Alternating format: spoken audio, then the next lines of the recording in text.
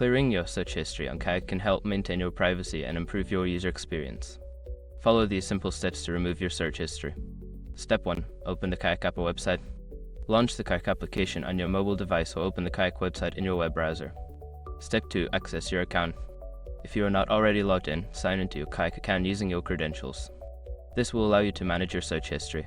Step 3. Navigate to settings.